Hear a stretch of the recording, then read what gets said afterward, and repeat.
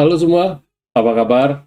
Ya, kembali lagi di rutinitas kita ya. Liburnya panjang banget ya. Dan ya, kita hari ini akan mulai lagi nih video ulasan saham.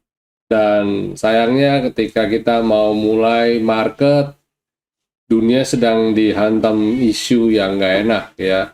Ada seperti kita tahu semua ya, Iran sama Israel sedang tempur tanpa mengecilkan masalah. Kalau kemarin waktu Israel serbu Palestina, orang nggak terlalu, ya memang khawatir, ya memang mengecam, tapi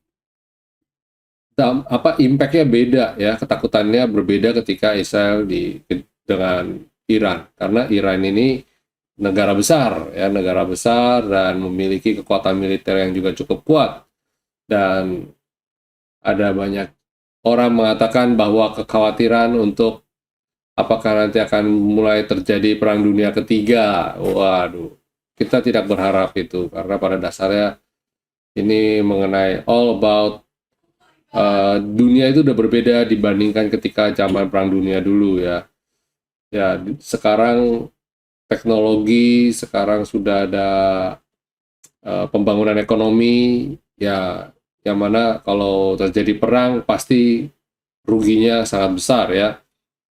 Dan untuk memulihkan kondisi itu butuh waktu yang sangat-sangat lama ya. Tentu saja semua tidak mau itu. Tapi daripada itu ada beberapa hal yang mungkin kita bisa antisipasi. Apa saja yang kita khawatirkan akan terjadi ketika market open nanti ya. Pertama adalah pastinya market akan tersengat, sentimen koreksi, karena ketika video ini saya buat ya, kita buat di hari Senin, paginya itu regional Asia semua koreksi. Jadi market bereaksinya negatif. Jadi Indonesia saya yakin tidak akan lepas dari kemungkinan itu.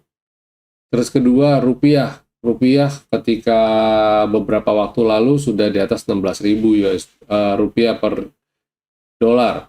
Dan ini baru awal, bisa saja baru awal. Itu kemarin bahkan waktu itu belum perang ya. Kemarin itu naiknya masih karena sentimen non-farm payroll dan consumer price index yang datanya kurang baik, yang membuat orang-orang pesimis terhadap The Fed menurunkan suku bunga, dan yang harusnya Juni, mereka mungkin bilang paling optimis itu juga di September. Nah, kalau kondisinya kayak begini, ada perang dan lain sebagainya, ada beberapa implikasi, yaitu Iran sebagai salah satu negara pengekspor minyak terbesar juga. Ya, kalau kondisi kayak begini, otomatis akan supply akan terhambat, sehingga mengakibatkan naiknya harga minyak. Dan jika harga minyak bahan bakar, banyak minyak naik ya, pokoknya bahan bakar minyak naik, otomatis akan memicu inflasi. Dan jika inflasi tinggi, maka suku bunga otomatis juga akan tetap tinggi, sehingga kebijakan uh, higher for longer itu akan yang tadinya dikhawatirkan akan jadi kenyataan.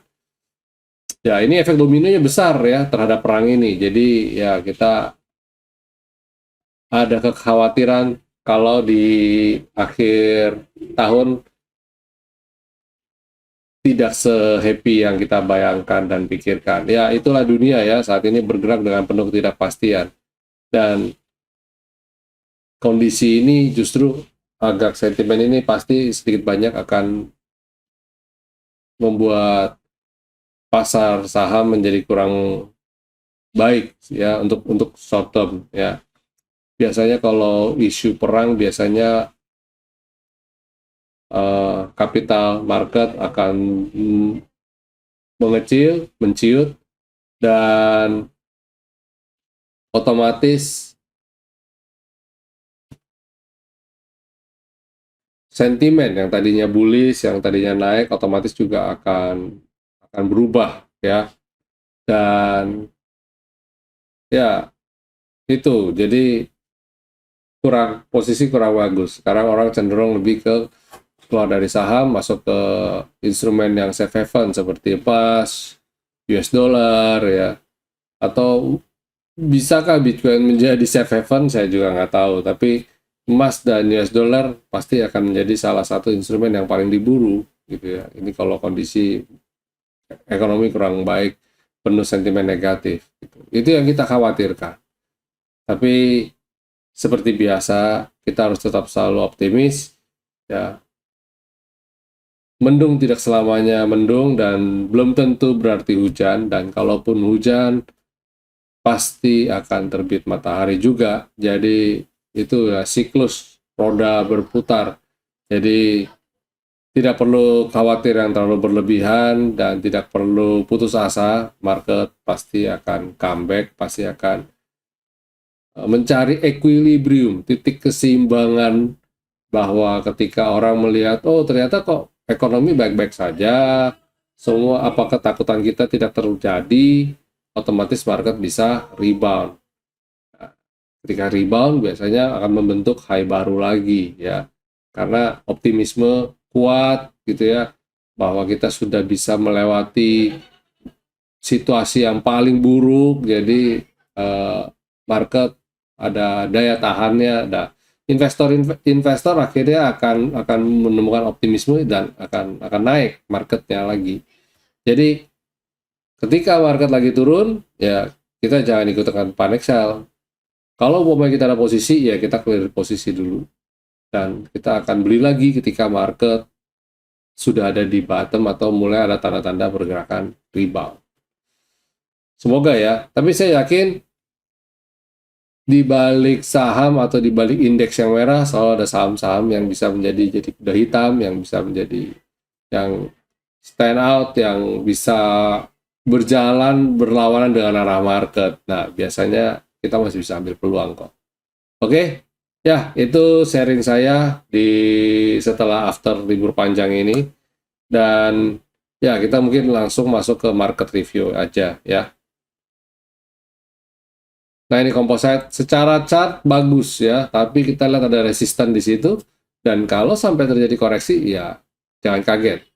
Dan di hari hari Jumat kemarin, transaksi cuma 7,3 miliar dengan asing net buy 10,7 miliar.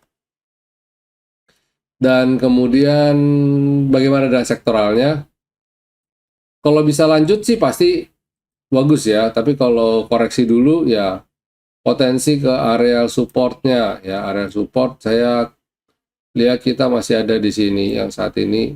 Kalau turun sampai ke bawah banget ya berarti ke V line, tapi kalau ketahan di sini ya akan lebih baik ya. Jadi IHSG bisa sideways dulu. Terus kemudian oke, kita masuk ke sektoralnya. ADX Basic cakep ya, tapi kalau kayak begini ya dia koreksi juga kita nggak kaget. Karena secara chart juga rawan koreksi, ya rawan aksi profit taking. Terus consumer cyclical ini malah menarik karena dia tertahan di support. Tepatnya bukan tertahan di support, dia membentuk base ya yang kita duga kemungkinan besar di sini akan membentuk support baru. Ya, itu consumer cyclical. So sektor energi, nah, kayaknya lebih menarik sektor energi karena seperti biasa kalau ada konflik seperti perang dan lain-lain yang dapat imbas positif adalah sektor ini. Jadi ya oil and gas, batu bara nyusulnya belakangan, tapi saya yakin cukup berprospek ya, masih bisa naik. Habis itu sektor finance. Nah, kelihatan banget dia belum mampu rebound ya. Kalau minggu depan dia koreksi, minggu ini dia turun lagi ya berarti dia jebol support. Tinggal tunggu dia cari keseimbangan barunya itu di level supportnya ya. Sektor healthcare ini termasuk sektor saham-saham yang beta correlation, artinya IHSG naik dia belum tentu naik, dia bisa turun, tapi kalau IHSG turun dia malah mungkin naik gitu. Karena market cap-nya kecil ya. Sektor industri ini menarik ya, lagi disupport. Potensi rebound juga cukup besar. Infrastruktur, bagus ya. Moga-moga bisa rebound lagi. Ini juga sama. Potensi bergerak sesuai berlawanan dengan arah market. Moga-moga ini bisa menjadi penopang indeks. Consumer non-cyclical, ini potensi lanjut menguji support, bobotnya besar juga. Properti juga belum ada tanda-tanda ya, apalagi dengan naiknya suku bunga belum tentu turun. Nah, ini otomatis akan memiliki sentimen negatif. Tekno sudah sejak lama, sejak dia nggak pernah bisa ada di atas selendang, saya selalu abaikan saham-saham di sektor ini. Jadi apalagi di tengah kondisi market yang kayak begini, saya juga pesimis. Transportasi masih juga ada di bawah dan lagi bangun base. Harapan saya selendang bisa turun ke bawah dan dia tidak turun lagi dan dia bisa segera mantul ke atas. Ya, itu sektoralnya ya. Jadi kalau kita lihat sektoralnya, kita recap sebentar. Composite, jangan kaget kalau besok ada koreksi dulu ya. Tapi mungkin ini bisa segera rebound lagi. Maksudnya market bereaksi. Kalau ternyata ekonomi sebenarnya fine-fine aja. Toh yang diserang sama Iran adalah pangkalan militer, bukan basis ekonomi. Jadi harusnya nggak apa-apa. Ya, itu market review kita ya. Untuk kita melihat apakah kondisi di minggu depan bagaimana. Dan ya, kita masuk ke ulasan. Ulasan pertama ada pada saham Saratoga. Saham Saratoga signal buy-nya belum jalan, jadi beli ketika koreksi adalah keputusan yang bijak, saya rasa. Habis itu lalu ada Bank BRI. Nah, ini kita batal dulu ya. Untung kemarin dia tidak bikin higher high dan trigger buy-nya saya belum ke trigger. Jadi kita lihat dulu. Kalau kayak gini, kemarin-kemarin kita bilang nggak mungkin lah nutup gap di sini ya. Kecil lah, masa sih nutup gapnya di bawah banget. Nah, kalau lihat kondisi market kayak begini, saya kok optimis dia nutup gap di sini. Jadi artinya koreksi dulu ya. Beli di level 5 ribuan mestinya cukup menarik. SSIA kemarin kita aksi profit taking karena dia bikin all time high. Saya profit taking dulu. Sembari ngincer saham apa yang bisa kita beli di bawah. Bukan all time high sih. Tertinggi selama setahun terakhir. Oke, habis itu ada Breeze. Belum kemana-mana juga. Trigger buy-nya belum ke trigger. Dan kalau market lagi merah, ini juga pasti otomatis ikutan merah. Jadi skip dulu. Habis itu ada ADMR. Nah, ADMR ini menarik karena dia komoditi dan biasanya kalau lagi kondisi perang ini komoditi yang jalan. Moga-moga ini juga bisa ya. Tapi ini lebih ke mineral ya. Kalaupun ada batu baranya dia mungkin yang Aigar punya. Tapi dia lebih fokus ke mineral. Baik, itu ulasan kita sebelum Lebaran. Dan untuk besok tanggal 16 apa aja? Pertama adalah Antam. Nah, baik dari sisi emas maupun nikel harusnya dia dapat sentimen yang positif. Apalagi sisi emasnya ya. Dan kalau sisi emas ada MDKA, ada harta, silakan kalian atur strateginya untuk pilih-pilih. Terus kemudian ada Doit sebenarnya lebih ke kontraktor sih sebenarnya ya. Jadi dari kontraktor ini kita lihat apakah batu bara bisa ikut terkerek naik. Kalau bisa ini akan bagus. Habis itu ada film. Nah, mungkin daripada lihat berita perang, nonton film aja. Ini cocokologi banget sih. Ya, lagi di support, lagi di resisten. Kalau bisa breakout, ya saya rasa nggak ada salahnya untuk kita beli saham ini. Habis itu ada saham cuan. Nah, ini yang lain udah pada terbang semua, tinggal ini yang belum. Nah, moga-moga kali ini adalah gilirannya.